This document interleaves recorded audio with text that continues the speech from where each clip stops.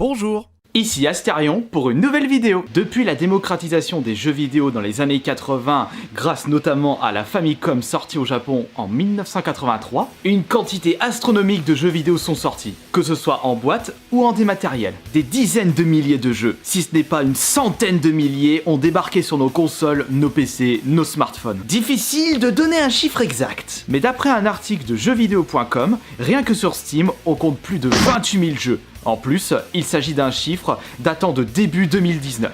De quoi donner le tournis? Cela montre qu'il sera très compliqué de découvrir tous les jeux sortis. Imaginons que vous en testez 2 par jour. Il vous faudra tout de même 13 ans pour pouvoir en découvrir 10 000. Par conséquent, vous devez faire des choix. Et c'est une question qui revient extrêmement souvent dans mes commentaires et dans mes lives. Quel jeu conseillerais-tu de découvrir en priorité? Très compliqué de vous donner une réponse objective de par mes goûts personnels et de mon manque d'expérience dans certains styles de jeu. Même si j'ai pu découvrir plus d'un millier de jeux depuis ma tendre enfance, cela ne représente pas grand chose par rapport à la totalité des jeux sortis à ce jour.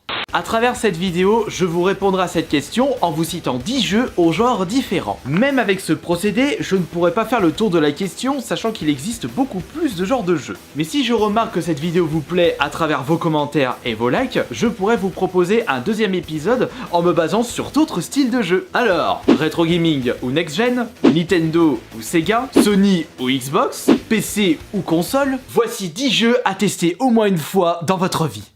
Course. Avec une manette ou un volant, sur console ou sur borne arcade, le genre course fait partie des classiques grâce à son accessibilité et son côté fun quasi instantané. Certains joueurs préféreront le réalisme avec des séries comme Gran Turismo ou Forza, alors que d'autres préféreront l'arcade avec Need for Speed ou Burnout. Sans compter les genres à part entière comme les courses futuristes ou les simulations de routiers. Difficile de faire un choix parmi une multitude d'excellents jeux devenus cultes pour certains. Cependant, mon choix personnel sera Mario Kart 8 Deluxe sur Nintendo Switch. Un jeu de course de karting basé sur l'univers de Mario. Apparu pour la première fois sur Super Nintendo, cette série a su conquérir le cœur des joueurs grâce à son fun immédiat et son univers. Mario Kart 8 Deluxe est l'ultime épisode de la série, vous donnant la possibilité d'affronter 11 adversaires en ligne dans des courses endiablées bourrées de situations inattendues. Simple à prendre en main tout en restant très technique, il vous procurera une bonne sensation de vitesse en 200cc. Un élément primordial dans un jeu de course, puisque rien n'est pire que de jouer à un jeu de course où votre personnage n'arrive pas à passer à la deuxième vitesse. Bah alors, t'avances, peau de fesse! Mention spéciale pour l'architecture des circuits qui vous donnera le tournis. Un must-have de la Nintendo Switch, considéré aujourd'hui comme l'un des meilleurs jeux multijoueurs de tous les temps.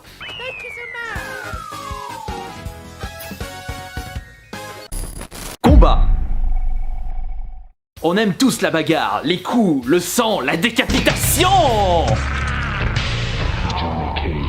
Mais il est compliqué de mettre en pratique cette passion de peur de se prendre une rouste monumentale. C'est pourquoi il est préférable de se défouler à travers un super jeu de combat bien bourrin. Avec vos amis ou des joueurs en ligne, laissez exprimer votre côté barbare et sanglant. Chaque série possède son propre système de combat. Killer Instinct et ses combos interminables, Dragon Ball et ses duels de Kamehameha, Mortal Kombat et ses fatalities ultra sanglantes, Super Smash Bros et son gameplay à part entière. Cependant, mon choix sera porté sur un opus de la célèbre série Street Fighter, considérée comme la meilleure série de jeux de combat de tous les temps. Et vous devez absolument découvrir Street Fighter 2 Turbo sur Super Nintendo, également disponible sur la Super Nintendo Mini. Jamais ce jeu de combat ne prendra une ride. Malgré son âge, il reste super plaisant à jouer. Des graphismes rétro de qualité, très punchy et facile à prendre en main. C'est d'ailleurs pour ça que je l'ai choisi. Nous n'avons pas forcément le temps et la motivation de comprendre toutes les mécaniques d'un jeu de combat. Entre les coups spéciaux, les super coups spéciaux, les hyper coups spéciaux, un néophyte ne prendra pas beaucoup de plaisir à force de se prendre des perfects.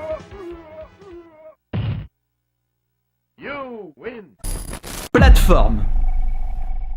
Genre extrêmement populaire dans les années 90, il a commencé à être délaissé par les développeurs AAA et par les joueurs au profit des jeux d'action. Ce qui n'a pas empêché à certains irréductibles de continuer à exister.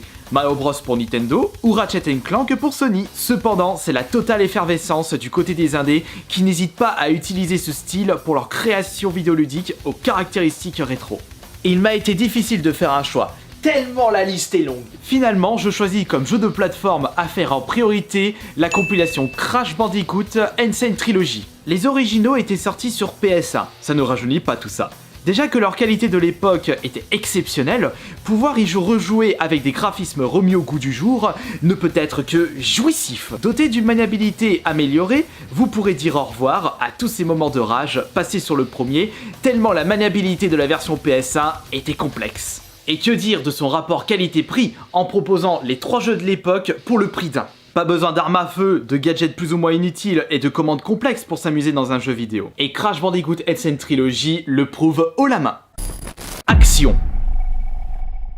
Que vous soyez un adepte du FPS ou du TPS, vous appréciez tout particulièrement cette multitude d'explosions et de corps qui giclent dans tous les sens. Au départ, les jeux appartenant à ce genre se comptaient sur les doigts d'une main avec Wolfenstein, Doom et Quake. Cela a été démocratisé avec le débarquement de Call of Duty, célèbre série de jeux de guerre, mais aussi grâce à Counter-Strike, qui a de son côté popularisé le FPS en ligne. Plus récemment, on a pu constater l'arrivée du mode Battle Royale, qui a littéralement plié le game. Je vous rassure, je ne vais pas vous conseiller Fortnite, mais plutôt un jeu qui se joue de base en solo. En y réfléchissant, rien n'est plus rageant que de voir des adversaires rencontrés en ligne vous éclatant la cervelle tout en faisant des 360.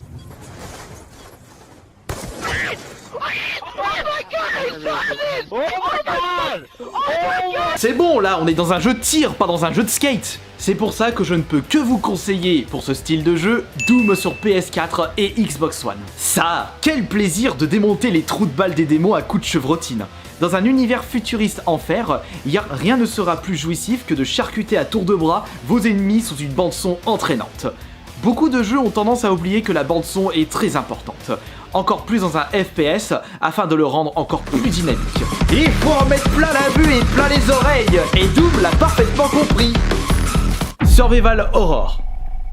Un genre de niche qui n'a pas pu accueillir autant de jeux que le genre action ou plateforme, mais qui possède un sacré potentiel si les développeurs l'utilisent à bon escient. Apparu pour la première fois avec Hollow Knight the Dark et popularisé avec Resident Evil et Silent Hill, le survival horror est un genre assez timide auprès des joueurs, ce qui est fort dommage avec certaines pépites récentes comme Evil Within ou Dead Space. Après tout, si on est intéressé que par les modes en ligne, on ne risque pas de trouver notre compte en passant par les survival horror. Mais pour les joueurs solo, laissez-moi vous conseiller le survival horror de tous les temps, Resident Evil 2 Remake sur PS4 Xbox One. Le principal problème dans les survival horror de l'époque, c'est la maniabilité, qui risque d'en rebuter plus d'un. Et nous ne sommes pas tous fans d'un personnage qui se contrôle aussi bien qu'un tracteur de paysans. Mais aujourd'hui, il est possible de jouer à un super jeu d'action moderne, possédant un beau côté horreur qui vous fera lâcher des petits pets de stress. Même en connaissant du bout des doigts la version originale sur PS1, ce remake m'a procuré cette sensation de stress que je ne pensais pas retrouver. Somptueux, maniable et horrifique, Resident Evil 2 a tout pour plaire. Beat 'em up. C'est bien beau de tabasser un ou plusieurs adversaires en même temps, mais qu'en est-il des jeux qui vous proposent d'en tabasser une centaine voire un millier en même temps? Pas un seul de moment de répit vous attendra. Le beat 'em up est un genre qui a connu son apogée dans les années 90, avec une multitude de jeux sortis uniquement sur borne arcade. Les consoles aussi ont pu accueillir des jeux cultes comme le monstre Final Fight ou Golden Axe, des jeux fun et simples à prendre en main. Mais c'est un genre assez répétitif et court qui ne plaira pas à tout le monde. Il est primordial pour un beat 'em up de posséder un charme tout en proposant une bande-son de qualité. Et il en existe un que vous devez absolument découvrir, Street of Rage 4 sur PS4, Xbox One, Switch. 26 ans après le 3ème sorti sur Mega Drive, Street of Rage est de retour pour le plaisir nostalgique des joueurs rétro. Et enfin, un jeu récent possédant une bande-son de haute qualité. C'est surtout pour ça que je vous le conseille fortement. Rien que sa qualité sonore vous donnera envie de le recommencer des dizaines de fois. Aventure. Vous avez envie de voyager, de découvrir des décors somptueux tout en vous retrouvant dans des situations critiques?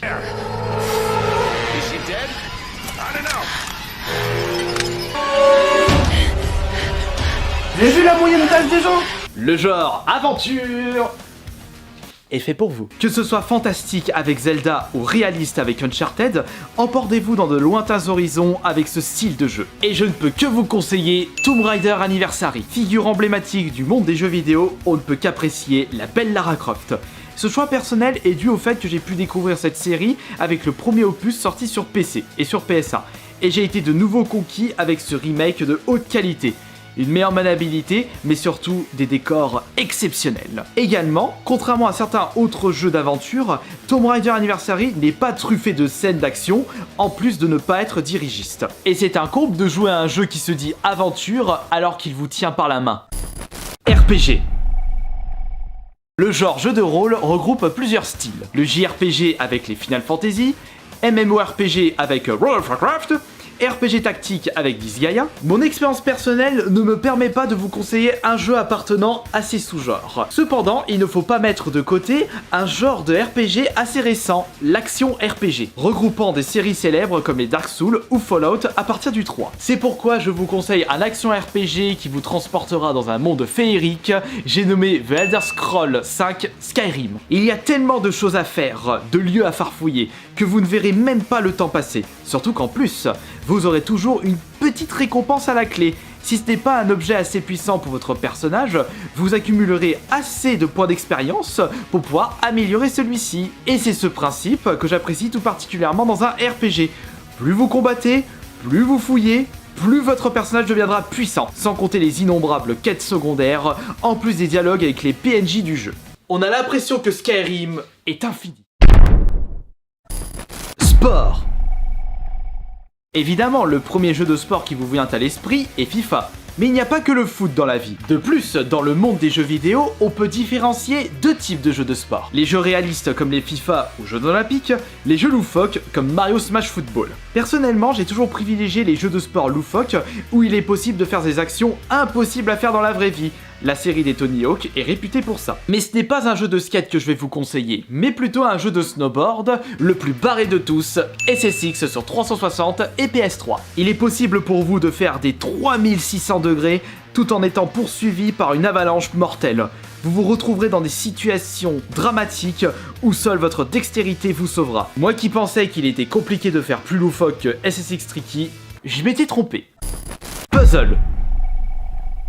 Pour le dernier de ce top, on va s'intéresser à un style de jeu que beaucoup d'entre vous détestent, le puzzle game. Il est vrai que si vous n'avez pas envie de vous creuser les ménages, ce genre n'est pas fait pour vous.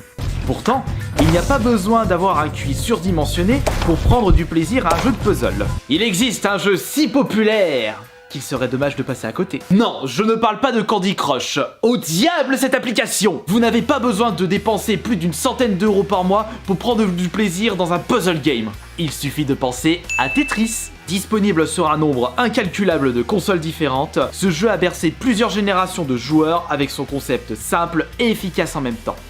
Vous devez absolument le tester au moins une fois dans votre vie.